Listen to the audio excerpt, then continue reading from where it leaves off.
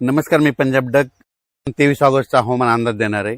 ह्या 2 दिवसामध्ये राज्यामध्ये सांगायचं झालं तर इकडे विदर्भामध्ये अमरावती जिल्हा, अकोला जिल्हा, वर्धा, नागपूर, भंडारा, गोंदिया, चंद्रपूर, यवतमाळ, वाशिम, हिंगोली ह्या परिसरामध्ये काय होणार आहे, आज उद्याच्याला बऱ्याच भागामध्ये पाऊस पडणार आहे म्हणून हा अंदाज विदर्भातल्या शेतकऱ्यांना लक्षात यायचा. त्याच्यानंतर खास करून जे वंचित भाग राहिलेला आहे पाऊस वाचून, तर धाराशिव जिल्हा, सोलापूर जिल्हा, त्याच्यानंतर लातूर जिल्हा, त्याच्यानंतर बीड जिल्ह्याचा काही भाग, पाटोदा आष्टीचा, त्याच्यानंतर इकडे परभणी जिल्हा आणि जालना जिल्हा, नांदेड जिल्हा ह्या भागात देखील म्हणजे आज 23 ऑगस्टच्या दरम्यान आज दुपारनंतर 2:30च्या नंतर बऱ्याच भागामध्ये पाऊस दिसेल. रात्रीच्याला देखील पाऊस असणार आहे. आज उद्या दिवस म्हणजे हा पाऊस पडणार म्हणून ह्या 2 दिवसाचा मुद्दाम खास करून हे अंदाज दिलेला आहे. पंढरपूर, सांगोला त्या परिसरात पंढरपूरला देखील आज पाऊस पडणार आहे म्हणून अंदाज लक्षात यायचा. अक्कलकोट, उदगीर, नळदुर्ग, त्याच्यानंतर उमरगा, कंधार, लोहा ह्या पट्ट्यामध्ये देखील आज काय होणार आहे, बऱ्याच भागामध्ये पाऊस पडणार आहे म्हणून हा अंदाज लक्षात यायचा. पालम तालुका, सोनपेठ तालुका, त्याच्यानंतर गंगाखेड, इकडे परळीकड ह्या बऱ्याच भागामध्ये आज काय होणार आहे, पाऊस येणार आहे म्हणून हा अंदाज लक्षात यायचा.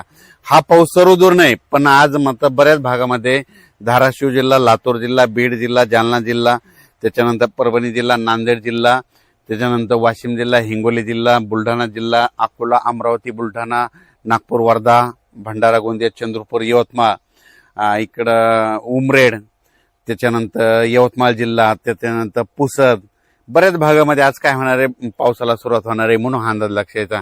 खास करून हा 2 दिवसाचा अंदाज मुद्दा म्हणून शेतकऱ्यासाठी दिलेला आहे. त्याच्यानंतर परत पाऊस येणार आहे, पण त्याचा पाऊस आपण उद्याच्या अंदाजात दाखल देण्यात येईल. त्याच्यानंतर कोल्हापूर पासून ते राधानगरी तिकडे देखील आज पाऊस चालू राहील. त्याच्यानंतर कोकणपट्टीचा पाऊस चालू राहील.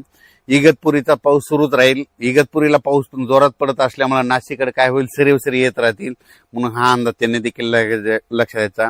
इकडं संगमनेरच्या म्हणजे पश्चिमेकडं त्या अकोले त्या परिसरात सरीच राहतील म्हणून हा अंदाज लक्षात यायचा. म्हणून हा राज्यात आज 21-22 ऑगस्ट 22 आणि 23चा पाऊस सगळीकडे पडणार नाही, फक्त विखुरलेल्या स्वरूपाचा पडणार आहे म्हणून हा अंदाज लक्षात यायचा. कन्नड आणि सिल्लोड, संभाजीनगर जिल्ह्यामध्ये तिकडे देखील आज बऱ्याच भागात दुपारनंतर पाऊस येणार आहे म्हणून हा अंदाज त्यांनी लक्षात यायचा. सध्या फक्त वरुण राजाची बॅटिंग फक्त विदर्भाकडेच आहे, म्हणजे त्यांच्याकडेच आहे. कारण की ना मग त्याच्यामध्ये कोणतं सांगतो की वर्धा, नागपूर, भंडारा, गोंदिया, चंद्रपूर, यवतमाळ, इकडं अकोला, अमरावती, पुन्हा मध्य प्रदेशचे जे लगतचे तालुके आहेत, मोर्शी, अचलपूर, दर्यापूर, त्याच्यानंतर इकडं परतवाडा, इकडं जळगाव, जामोद ह्या पट्ट्यामध्येच काय होणार आहे, ह्या शेवटच्या आठवड्यात मध्ये आता म्हणजे 18 ऑगस्ट ते 30 ऑगस्ट पर्यंत त्या परिसरामध्येच विदर्भातच पाऊस पडणार आहे. परत एक कमी दाबाचा पट्टा तयार होईल, ते बी विदर्भात पडेल, पण त्याचा पाऊस खूप लय झालं तर ह्या शेवटच्या आठवड्यात काय होईल की नांदेड जिल्हा एक घेईल, त्याच्यामध्ये हिंगोली एक घेईल, त्याच्यानंतर परभणी जिल्ह्यात काय भाग घेईल म्हणून तिथपर्यंत परभणी जिल्ह्यातच येईल. त्याच्या पुढे काही ते पाऊस सरकणार नाही, कारण की ते पाऊस तिथंच स्थिर होऊन जाईल. राज्यात सध्या तरी खूप काही असा मोठा पाऊस नाही, कारण की ज्यांच्याकडे पाण्याची व्यवस्था असेल तर तुम्ही तुमचं पाण्याची व्यवस्था करू शकता. कारण की खूप असा पाऊस, मुसळधार पाऊस पडणं, वडे नाले वाहतील, तसा काही राज्यात सध्या पाऊस नाही म्हणून अंदाज लक्षात येतो. तसा पाऊस येईल महाराष्ट्रात, ते येईल फक्त पुढच्या सप्टेंबर-ऑक्टोबरमध्ये. तोपर्यंत शेतकऱ्यांना आपण आपल्या पिकाची काळजी घ्यायची.